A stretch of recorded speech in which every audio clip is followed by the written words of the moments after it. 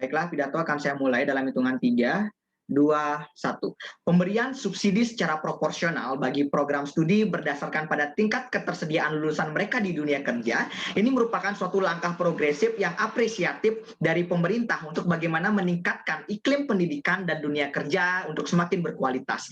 Dewan juri yang terhormat, sebelum kami menuju ke dalam basis argumentasi yang mendasari kesetujuan kami mengenai mosi perdebatan kita pada siang hari ini, saya akan berbicara mengenai poin-poin penting mendasar terkait tentang ulasan perdebatan yang sudah terjadi antara tim pemerintah pembuka dan juga dari tim oposisi pembuka.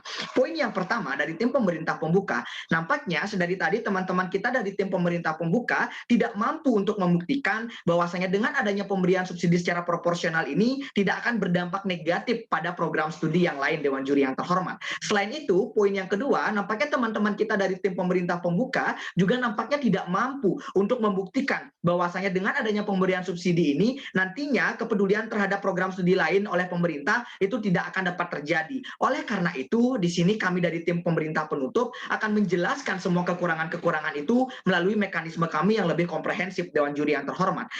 Poin yang berikutnya itu dari tim oposisi pembuka, bahwasanya sedari tadi semua basis argumentasi yang disampaikan oleh teman-teman kita dari tim oposisi pembuka nampaknya tidak mampu menjawab mengapa kita tidak perlu melaksanakan suatu program subsidi secara proporsional bagi program studi berdasarkan tingkat ketersediaan lulusan tenaga mereka di dunia kerja. Oleh karena itu, basis argumentasi mereka juga hanya membicarakan mengenai kesenjangan-kesenjangan yang akan terjadi bagi program studi yang populer dengan program studi yang tidak populer. Oleh karena itu, kekhawatiran-kekhawatiran dan juga ketidakmampuan dari teman-teman kita dari tim oposisi pembuka untuk menjelaskan kekurangan-kekurangan ini nantinya akan kami buktikan melalui argumentasi kami berupa justifikasi, Dewan Juri yang terhormat. Oleh karena itu, merujuk pada status quo yang kami bawakan di sini, bahwasanya kami percaya kita tidak hanya melihat dunia sekarang melalui ketersediaan tenaga kerja, maupun dunia sekarang melalui lapangan pekerjaan yang tersedia. Akan tetapi di sini kami dari tim pemerintah penutup membawakan suatu konteks status quo bahwasanya di era globalisasi ini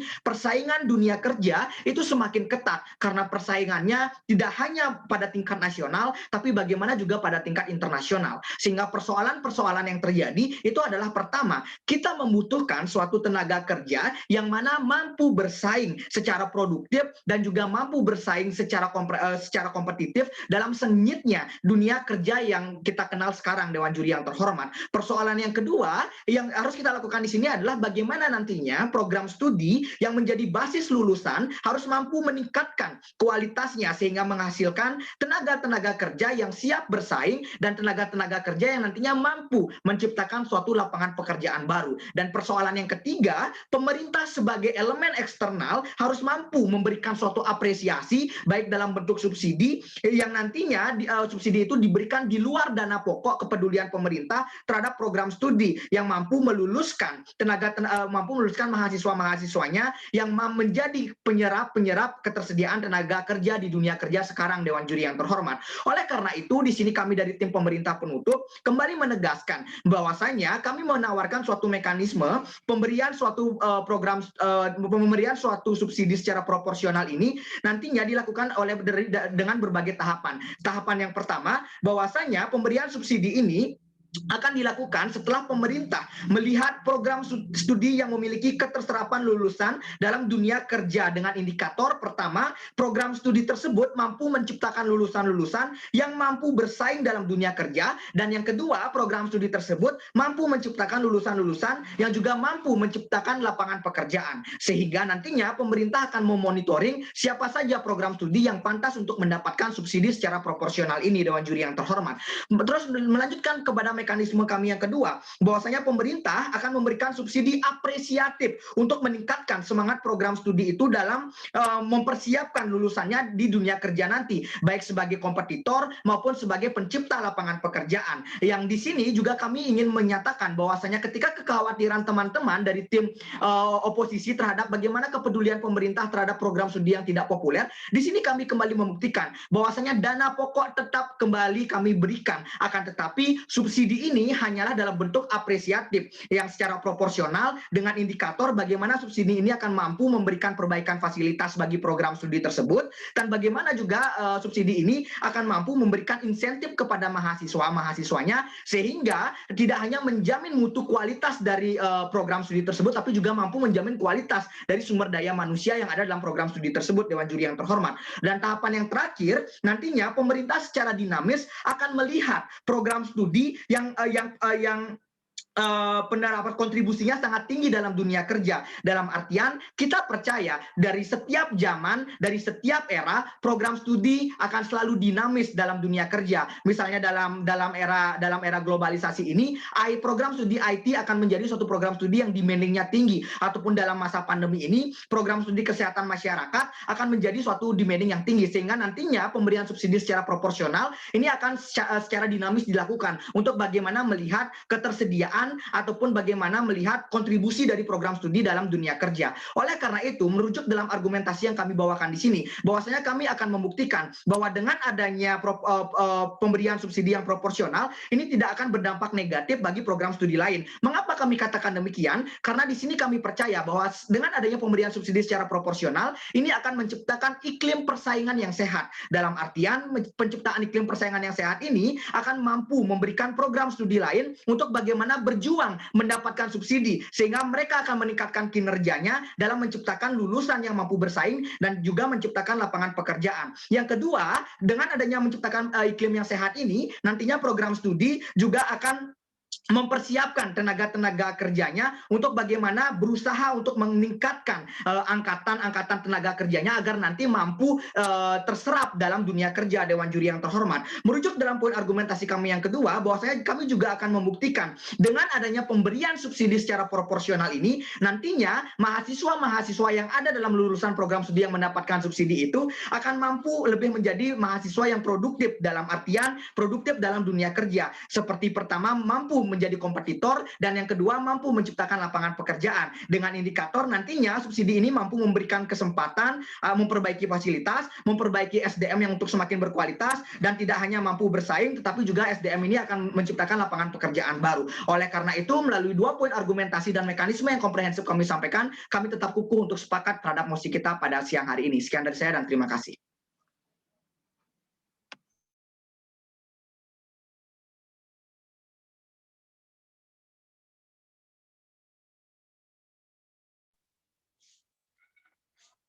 Baik, pidato akan saya mulai dalam hitungan 3, 2, 1. Dewan Juri yang terhormat serta rekan berpikir kami dalam perdebatan pada siang hari ini yang saya banggakan. Tak kenal maka tak sayang, maka dari itu perkenalkan saya Galih Satria, bertindak sebagai pembicara kedua dari tim pemerintah penutup. Di sini saya akan memperkuat argumentasi yang telah disampaikan oleh pembicara pertama dari tim kami, dan saya juga akan mengkomparasikan mana mekanisme dan juga solusi yang lebih tepat untuk kita gunakan dalam perdebatan pada siang hari ini. Namun sebelum itu, kita sampaikan bahwasanya tingkat keilmuan yang tinggi adalah ketika kita sudah mencapai pada tataran kebermanfaatan. Oleh karena itu, bagaimana agar sistem pendidikan di Indonesia ini, terutama sistem pendidikan tinggi, dapat memberikan kebermanfaatan yang nyata di tengah-tengah masyarakat, terutama ketika kita melihat pada momentum ataupun situasi pandemi COVID-19 kali ini. Dari itu, perlu kita melihat apa yang harus kita lakukan sebagai pemerintah. Perlu kita melihat apa yang harus dilakukan oleh pemerintah dalam memperjuangkan pendidikan di Indonesia ini agar kebermanfaatan itu dapat terasa dengan baik. Namun sebelum kami menyampaikan argumentasi yang akan memperkuat pembicara pertama dari tim kami, perkenankan saya terlebih dahulu untuk mengulas secara singkat apa yang telah menjadi perdebatan baik dari tim pemerintah pembuka ataupun tim oposisi pembuka pada siang hari ini. Tim pemerintah pembuka telah menyatakan ataupun mendasarkan argumentasinya bahwa kondisi di Indonesia saat ini adalah tengah mengalami keterbatasan anggaran, sehingga pengalokasian anggaran tentu saja harus dilakukan dengan baik dan hati-hati agar dapat berlangsung secara efektif. Namun tim pemerintah pembuka tidak bisa menjawab apa yang menjadi kekhawatiran yang disampaikan oleh tim oposisi penutup, terutama terkait dengan bagaimana nasib program studi yang dalam tanda kutip tidak bersinggungan langsung dengan dunia kerja ataupun dunia industri, dan itu belum bisa terjawab dengan baik oleh tim pemerintah pembuka, dan nanti kami dari tim pemerintah penutup tentu saja akan menjawab hal itu semua. Kemudian dari tim oposisi pembuka hanya mendasarkan argumentasinya pada kekhawatiran-kekhawatiran yang sebetulnya itu tidak menjadi problematika yang mendasar dalam perdebatan kita hari ini. Mereka menakutkan apabila adanya subsidi yang diberikan oleh pemerintah ini dapat memberikan kemunduran atau bahkan punahnya program studi itu, Dewan Juri yang terhormat. Padahal kita dapat pahami dan telaah bersama bahwasanya MOS yang saat ini kita perdebatkan adalah subsidi secara proporsional program studi di universitas negeri berdasarkan pada tingkat keterserapan lulusan mereka di dunia kerja. Maka dari itu, kata proporsional itu harus kita gali ataupun kita pegang secara benar-benar, Dewan Juri yang terhormat. Proporsional bukan berarti kita menghilangkan subsidi terhadap program studi yang tidak tergolong secara bersinggungan secara langsung dengan industri. Namun proporsional ini akan memberikan sebuah bagaimana tingkat kepentingan ataupun kebutuhan dari sebuah program studi itu untuk mendapatkan bantuan dari pemerintah. Tentunya dengan mendasarkan yang